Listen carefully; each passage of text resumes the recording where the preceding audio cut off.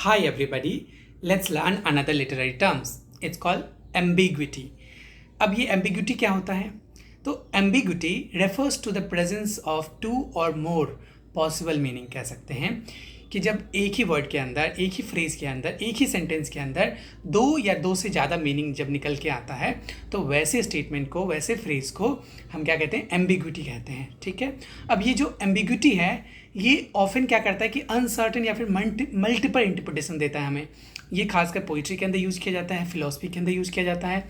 ये either intentional हो सकता है या फिर कह सकते हैं कि ऐसे ही यूज़ हो जाते हैं। कुछ एग्जाम्पल के थ्रू समझते हैं। जैसे लिटरेचर से, पहले लिटरेचर से एग्जाम्पल लेते हैं। जैसे विलियम शेक्सपियर का एक स्टेटमेंट है, हैमलेट के अंदर बोला गया है, टू बी और not to be that is the question. This is again very very important statement. इसमें जो शेक्सपियर हैं वो हैमलेट के थ्रू कहना चाहते हैं, एक फिलोसॉफिकल इंटरप्रिटेशन है इसका। एक तो लिटरल इंटरप्रिटेशन है कि करूँ या ना करूँ, टू बी मतलब।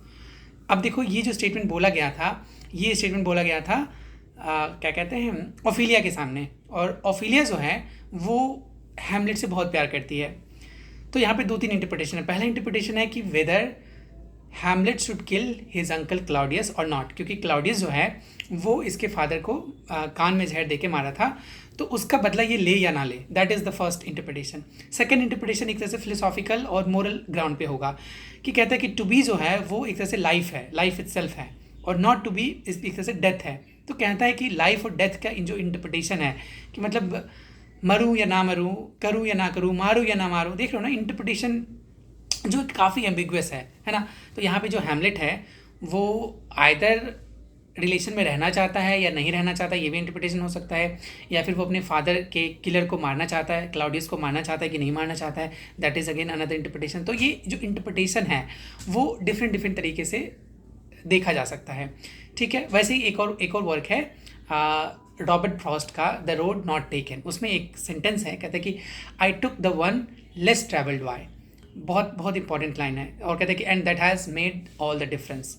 तो इसमें क्या कह रहा है? इसमें कह रहा है कि ये अनक्लियर है कि उसने कौन सा सड़क चूज़ किया। मतलब एक ही रास्ते से दो रास्ता डाइवर्ज हो रहा था और वो डाइवर्जन पे कौन सा डाइवर्जन रूट पे गया, अभी भी ये एम्बिग्विटी है, अभी भी वो अनक्लियर है ना। उसने पहला रास्ता चूज़ किया या उसने दूसरा रास्ता चूज़ किया, उसने बस बोला कि उसने एक रास्ता चूज़ कर दिया और ये पूरा का पूरा डिफरेंस बन गया, है ना। मतलब उसने एक बिल्कुल अलग तरीके से पहुंच गया। देखो इसका इंटरप्रिटेशन बहुत अलग हो सकता है। तो ये कहते हैं क्या, इसी को कहते हैं ambiguity. I hope this is very very clear. अब कुछ सेंटेंस के अंदर भी एम्बिग्विटी आती है। जैसे एग्जाम्पल के थ्रू समझते हैं। एक तरह से लेक्सिकल एम्बिग्विटी होती है। तो लेक्सिकल एम्बिग्विटी में क्या होता है कि एक ही वर्ड का डिफरेंट मीनिंग हो सकते हैं। लेक्सिकल मतलब वर्ड से रिलेटेड है। तो एक ही सेंटेंस के अंदर डिफरेंट इंटरप्रिटेशन, मतलब एक ही वर्ड के अंदर डिफरेंट इंटरप्रिटेशन हो सकता है। जैसे मैं एग्जांपल देता हूँ, अगर मैंने बोला बैंक, है ना, तो बैंक जो है उसका दो मीनिंग हो सकता है। एक तरह से पन भी हो गया ये, है ना। तो बैंक का दो डिफरेंट मीनिंग हो सकता है। पहला मीनिंग क्या हो सकता है, आइदर वो फाइनेंशियल प्लेस के बारे में बात कर रहा है, जो हम कहते हैं ना स्टेट बैंक ऑफ इंडिया या फिर बैंक ऑफ पंजाब, तो वो भी हो सकता है। या दूसरा उसका इंटरप्रिटेशन हो सकता है, या तो वो रिवर के किनारे के बारे में बात कर रहा है ना, तो उसको भी बैंक कहते हैं। ठीक है, तो इसको कहते हैं लेक्सिकल एम्बिग्विटी। आगे आएगा syntactic ambiguity. Again syntactic ambiguity जो है वो एक सेंटेंस के अंदर होता है। नाम से पता चला ना, सेंटेंस के अंदर एम्बिग्विटी आएगा। जैसे अगर मैंने एग्जांपल के थ्रू समझते हैं, अगर मैंने बोला the old man and women set on the bench, the old man and a women set on the bench. अब इसको अगर इंटरप्रिटेशन करेंगे, इसका दो इंटरप्रिटेशन होगा। एक तो ये इंटरप्रिटेशन होगा कि द ओल्ड मैन जो है वो बूढ़ा है और एक वुमेन के साथ बैठा है।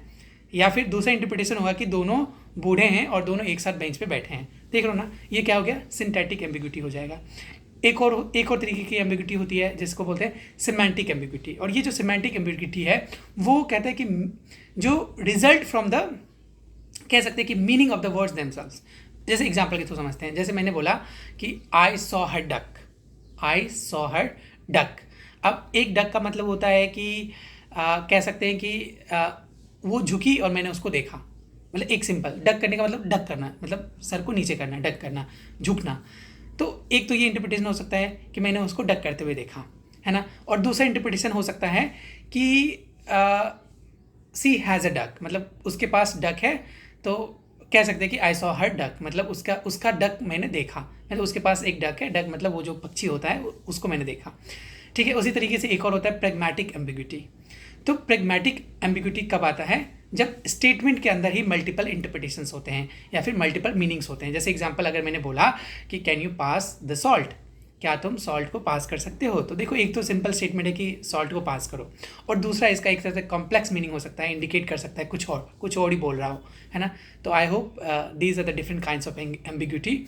तो I hope this is very very clear to you. अब एम्बिग्यूटी में कोई इशू नहीं आनी चाहिए, ठीक है। मिलते हैं अगले क्लास में।